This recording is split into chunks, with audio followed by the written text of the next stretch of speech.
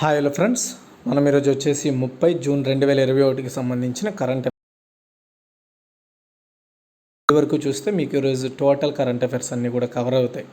End వరకు చూడండి. ఈరోజు మన ఫస్ట్ క్వశ్చన్ చూసుకుంటే, ప్రపంచ ఆరోగ్య సంస్థ ఇటీవలే మలేరియా ఫ్రీ దేశంగా దేనిని ప్రకటించింది? ఆన్సర్ చూసుకున్నట్టయితే చైనా అండి. ఇక్కడ మీరు ప్రధానంగా ఒక విషయాన్ని గుర్తుపెట్టుకోవాలి. ఇక్కడ ఎవరు ప్రకటించారు? WHO. చైనా అంతటా ప్రకటించుకోలేదు. చైనా మలేరియా ఫ్రీ దేశంగా, అంటే మలేరియా లేని దేశంగా మారిందని WHO అంటే వరల్డ్ హెల్త్ ఆర్గనైజేషన్ ప్రకటించింది. మలేరియా వ్యాధిని నిర్మూలించేందుకు చైనాకు 70 సంవత్సరాల టైం పట్టింది. 1940లో 30 మిలియన్ల మలేరియా కేసులు నమోదయ్యేవి. కానీ గత 4 సంవత్సరాల నుంచి చైనా మలేరియా కేసులు నమోదు కాలేదు. చైనా తీసుకున్న చర్యల వల్ల కేసులు క్రమంగా తగ్గుముఖం పట్టి చివరికి ఆ వ్యాధిని నిర్మూలించగలిగారు.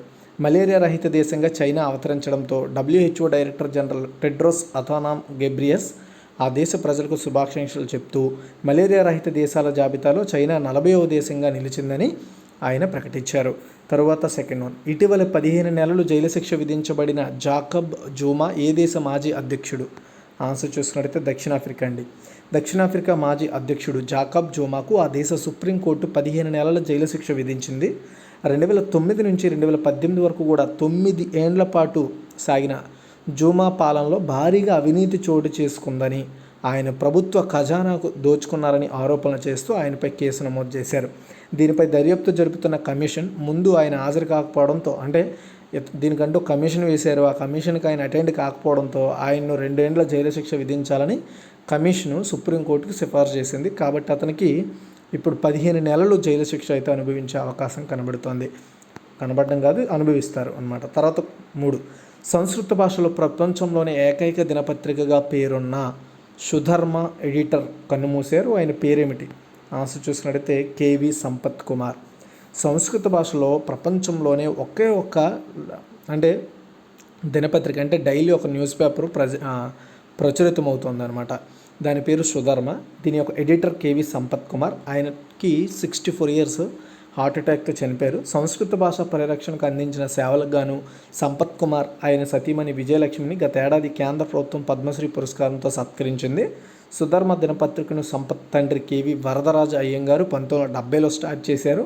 అప్పటి నుండి ఈయన కొనసాగిస్తున్నారు. తర్వాత 40, ప్రపంచ గ్రహ సకలాల దినోత్సవం ఎప్పుడు జరుపుకుంటారు అంటే జూన్ 30 అండి. ప్రతి సంవత్సరం కూడా జూన్ 30న ప్రపంచ గ్రహ సకలాల దినోత్సవాన్ని సెలబ్రేట్ చేస్తారు.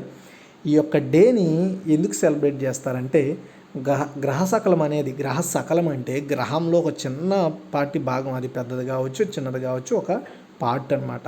ఆ భాగాన్ని గ్రహ సకలం అంటారు. అది దాని యొక్క ప్రభావం ఎలా ఉంటుంది, అలాగే అది భూమి మీద పడితే దాని ప్రభావం ఎలా ఉంటుంది అనే దాని మీద ప్రజలకు అవగాహన కల్పించడం కోసం ఈ డేని సెలబ్రేట్ చేస్తారు. డిసెంబర్ 2016లో ఐక్యరాజ్య సమితి సర్వసభ్య సమావేశం ఈ యొక్క డేని సెలబ్రేట్ చేయాలని తీర్మానాన్ని ఆమోదించింది. ఓకే, ఇది గుర్తుపెట్టుకోవాలి మీరు. తర్వాత చూసుకున్నట్టయితే 5, అంతర్జాతీయ పార్లమెంటరీ దినోత్సవం ఎప్పుడు జరుపుకుంటారు? ఆన్సర్ చూసుకున్నట్టయితే జూన్ 30 అండి. మీకు ఇక్కడ ఇంగ్లీష్లో కూడా క్వశ్చన్స్ ప్రొవైడ్ చేయడం జరుగుతుంది, ఎవరికైనా ఇంట్రెస్ట్ ఉంటే చదువుకోండి. జూన్ 30ను ప్రతి సంవత్సరం కూడా అంతర్జాతీయ పార్లమెంటరిజం దినోత్సవం పాటిస్తారు. 2018 సంవత్సరంలో ఐక్యరాజ్య సమితి సర్వసభ్య సమావేశం ఒక తీర్మానాన్ని ఆమోదించింది. ఏమని?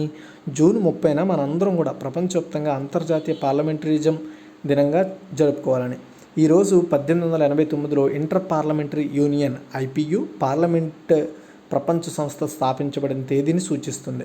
ప్రభుత్వ పార్లమెంటరీ వ్యవస్థల యొక్క ప్రాముఖ్యతను గుర్తు చేయడం, ప్రజాస్వామ్యానికి పార్లమెంట్ అనేది ఎంత ఇంపార్టెంట్ అనేది తెలియజేయడమే ఈరోజు యొక్క ఉద్దేశం. తర్వాత 6th one, supporting Andhra's learning transformation, దీన్ని SALT అంటారు. ఈ యొక్క ప్రాజెక్టును ఏ రాష్ట్ర ప్రభుత్వం ప్రారంభించింది? ఆఫ్కోర్స్ మీకు ఇక్కడ టైటిల్లోనే ఉంది ఆంధ్రాస్ అని. ఆన్సర్ చూసుకుంటే ఆంధ్రప్రదేశ్ అండి.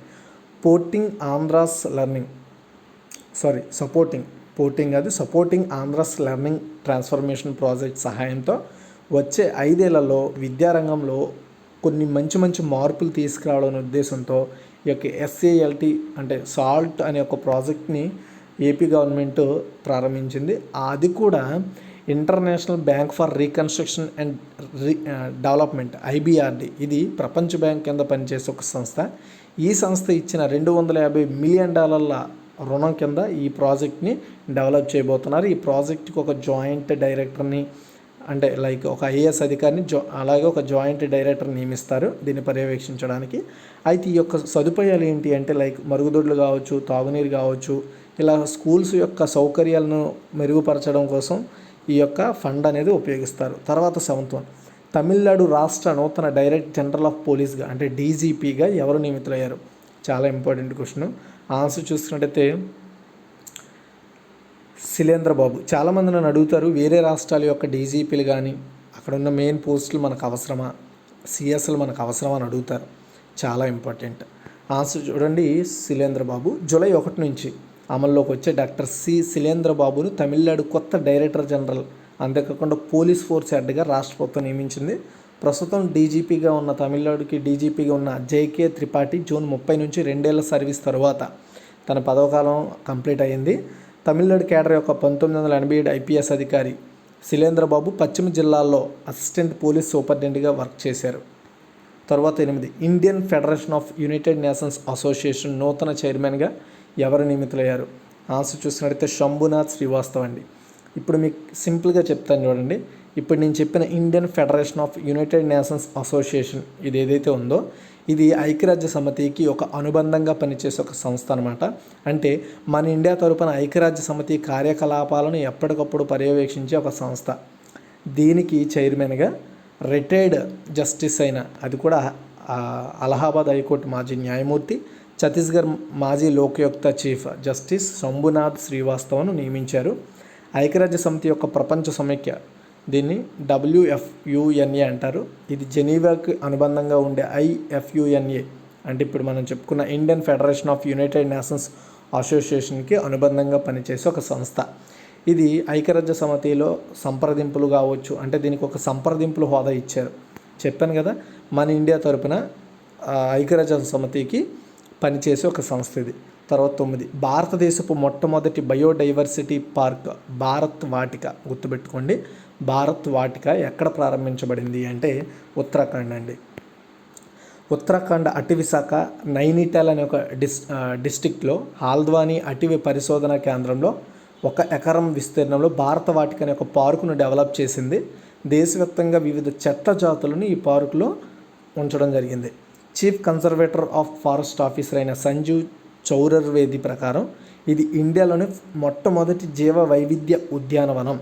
దీనిలో ప్రతి రాష్ట్రం నుండి కేంద్రపాలిత ప్రాంతం నుండి తీసుకొచ్చిన ముఖ్యమైన మొక్కలు, అంటే ఆ రాష్ట్రాలకి చిహ్నాల మొక్కలు కావచ్చు, ప్రాముఖ్యత కలిగిన మొక్కలను ఈ యొక్క ఉద్యానవనంలో పెంచడం జరిగింది. తర్వాత 10, ప్రపంచ సైబర్ సెక్యూరిటీ ర్యాంకింగ్లో భారతదేశం ఎన్నో స్థానంలో ఉంది అంటే 10 అండి. ప్రపంచ సైబర్ సెక్యూరిటీ ర్యాంకింగ్స్ని గ్లోబల్ సైబర్ సెక్యూరిటీ అజెండా కింద ITU వాళ్ళు రిలీజ్ చేయడం జరిగింది. ITU అనేది అంతర్జాతీయ అంటే లైక్ ఏంటంటే ట్రేడ్కి సంబంధించిన యూనిట్ అనమాట. అయితే ప్రపంచ సైబర్ సెక్యూరిటీ ర్యాంకింగ్లో ఇండియా 10వ స్థానంలో నిలిచింది. యునైటెడ్ నేషన్స్ యొక్క ITU గ్లోబల్ సైబర్ సెక్యూరిటీ అజెండాలో భారత్ తన ర్యాంకింగ్ 47th నుండి 10కి తెచ్చుకుంది. అంటే 47 నుండి 10కి తీసుకొచ్చింది అనమాట. అంటే ఇంతకుముందు 47లో ఉండేది. యునైటెడ్ స్టేట్స్ ఫస్ట్ ప్లేస్లో ఉంది. యునైటెడ్ కింగ్డమ్ తర్వాత అంటే 3rd ప్లేస్లో యునైటెడ్ కింగ్డమ్ ఉంది. మెరుగైన ర్యాంకింగ్ CERT అంటే సైబర్ ఎమర్జెన్సీ రెస్పాన్స్ టీమ్తో పాటు భారతదేశం తీసుకున్న కొన్ని కార్యక్రమాలను తీసుకోవడం వల్ల, అంటే భారత్ కొన్ని కొత్త ఇన్నోవేషన్స్ చేయడము, మంచి నిర్ణయాలు తీసుకోవడం సైబర్ సెక్యూరిటీలో, అందుకే 47 నుండి 10కి దాని స్థానం వచ్చిందని చెప్పింది. అయితే ITU అనేది 1865లో స్థాపించబడింది. ఇది ఐక్యరాజ్య సమితి 1947లో ఒక అంతర్భాగంగా పనిచేస్తుంది. ఇది అంతర్జాతీయ ICT సంస్థల్లో పరిష్కరించబడిన సమస్యలు అలాగే తీసుకున్న నిర్ణయాలకు సంబంధించిన నిర్ణయాత్మక పరిధిని ఉంటుంది. దీని ఒప్పందాలు రాష్ట్రాలు, ప్రైవేట్ రంగం మధ్య సహకారం కోసం అంతర్జాతీయ చట్టపరమైన చట్టాన్ని అందిస్తుంది. అయితే ఇప్పుడు మనం చెప్పుకున్న ఈ యొక్క ప్రపంచ సైబర్ సెక్యూరిటీ ర్యాంకింగ్లో చైనా 33, పాకిస్తాన్ 79వ స్థానంలో ఉన్నాయి. నెక్స్ట్ 11, కేంద్ర ప్రభుత్వం నీతి ఆయోగ్ ప్రస్తుత చీఫ్ ఎగ్జిక్యూటివ్ ఆఫీసర్ CEO యొక్క పదవ కాలాన్ని 1 సంవత్సరం పొడిగించింది. అయితే ఆయన పేరేమిటి? అమితాబ్ కాంత్ అండి. కేంద్ర ప్రభుత్వం NITI Aayog chief executive officer Amitabh Kant పదవ కాలాన్ని 1 సంవత్సరం పాటు పొడిగించింది.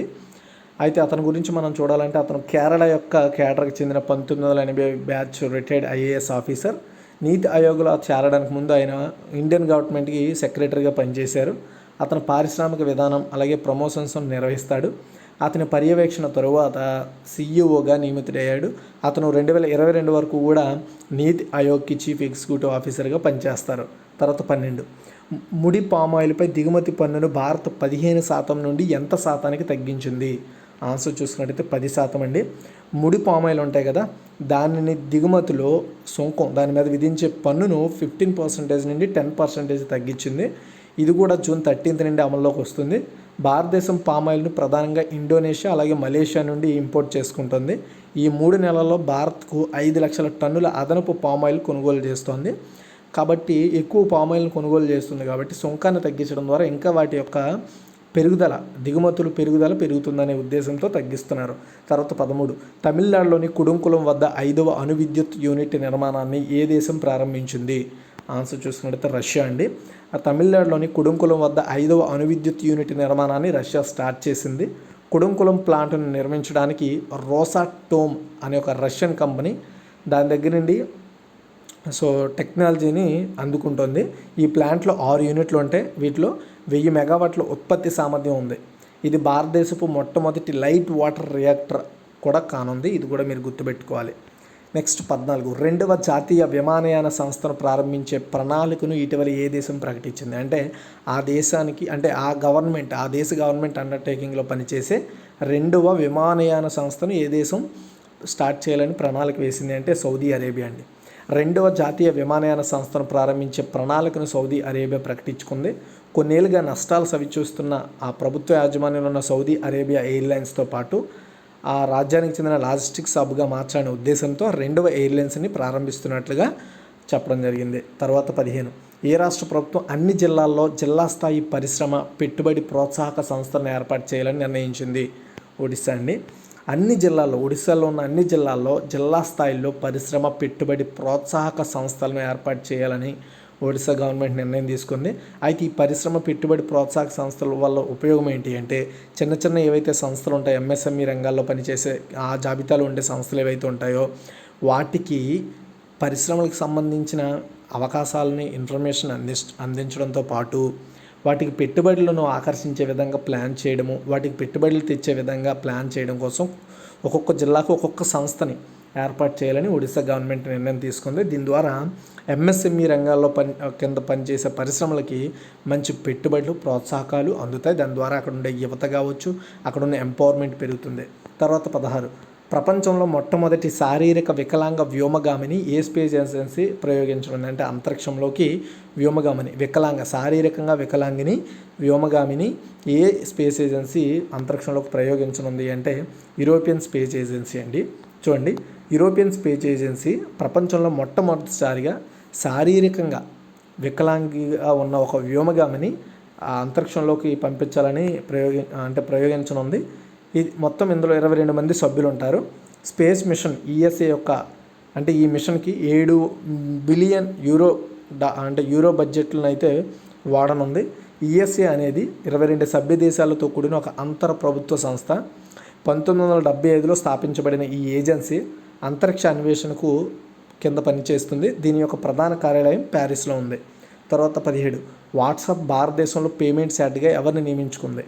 ఆన్సర్ చూసుకుంటే Manish మహాత్మే.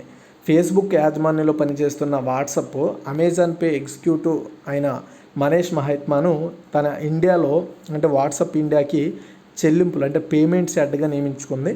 City bank, Airtel money, Amazon వంటి డిజిటల్ ఫైనాన్షియల్ సర్వీసెస్లో ఇతనికి 17 సంవత్సరాల ఎక్స్పీరియన్స్ ఉంది.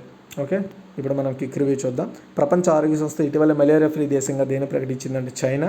అండ్ ఇటీవల 15 నెలల జైలు శిక్ష విధించబడిన జాకబ్ జుమా ఏ దేశ మాజీ అధ్యక్షుడు అంటే దక్షిణాఫ్రికా. అండ్ సంస్కృత భాషలో ప్రపంచంలోని ఏకైక దినపత్రిక పేరున్న సుధర్మ ఎడిటర్ కన్నుమూశారు. అతని పేరు ఏమిటి అంటే కేవీ సంపత్ కుమార్. ప్రపంచ గ్రహశకల దినోత్సవం ఎప్పుడు జరుపుకుంటారంటే జూన్ 30. అండ్ అంతర్జాతీయ పార్లమెంటరిజం దినోత్సవం ఎప్పుడు జరుపుకుంటారంటే June 30. And supporting Andhra's learning transformation ప్రాజెక్ట్ని ఏ రాష్ట్ర ప్రభుత్వం ప్రారంభించిందంటే ఆంధ్రప్రదేశ్. తమిళనాడు రాష్ట్ర నూతన డైరెక్టర్ జనరల్ ఆఫ్ పోలీసుగా ఎవరు నియమించబడ్డారంటే శైలేంద్ర బాబు. నెక్స్ట్ చూస్తున్నట్టయితే Indian Federation of United nations association నూతన చైర్మన్గా ఎవరు నియమితులయ్యారంటే శంభునాథ్ శ్రీవాస్తవ. అండ్ భారతదేశపు మొట్టమొదటి బయోడైవర్సిటీ పార్క్ అయిన భారత వాటికి ఎక్కడ ప్రారంభించబడిందంటే ఉత్తరాఖండ్. అండ్ ప్రపంచ సైబర్ సెక్యూరిటీ ర్యాంకింగ్స్లో భారతదేశం ఎన్నో స్థానంలో ఉందంటే 10. అండ్ కేంద్ర ప్రభుత్వ నీతి ఆయోగ్ ప్రస్తుత చీఫ్ ఎగ్జిక్యూటివ్ ఆఫీసర్ పదవకాలాన్ని 1 సంవత్సరం పొడిగించింది. ఆయన పేరు ఏమిటంటే అమితాబ్ కాంత్. నెక్స్ట్ క్వశ్చన్ చూసుకున్నట్టయితే ముడిపాములపై దిగుమతి పన్నును భారత్ 15% నుండి ఎంత శాతం తగ్గించిందంటే 10%. తమిళనాడులోని కుడంకులం వద్ద 5వ అణు విద్యుత్ యూనిట్ నిర్మాణాన్ని ఏ దేశం ప్రారంభించిందంటే రష్యా. అండ్ నెక్స్ట్ క్వశ్చన్, 2వ జాతీయ విమానయాన సంస్థను ప్రారంభించే ప్రణాళికను ఇటీవల ఏ దేశం ప్రకటించిందంటే సౌదీ అరేబియా. ఏ రాష్ట్ర ప్రభుత్వం అన్ని జిల్లాల్లో జిల్లా స్థాయి పరిశ్రమ పెట్టుబడి ప్రోత్సాహక సంస్థను ఏర్పాటు చేయాలని నిర్ణయించిందంటే ఒడిశా. ప్రపంచంలో మొట్టమొదటి శారీరక వికలాంగ వ్యోమగామిని ఏ స్పేస్ ఏజెన్సీ ప్రయోగించడంటే యూరోపియన్ స్పేస్ ఏజెన్సీ. నెక్స్ట్ వచ్చేసి వాట్సాప్ భారతదేశంలో పేమెంట్స్ హెడ్గా ఎవరు నియమించిందంటే మనీష్ మహాత్మే. ఇదిగైతే ఈరోజు టోటల్ కరెంట్ అఫైర్స్ నచ్చితే లైక్ చేయండి, షేర్ చేయండి. Thanks for watching.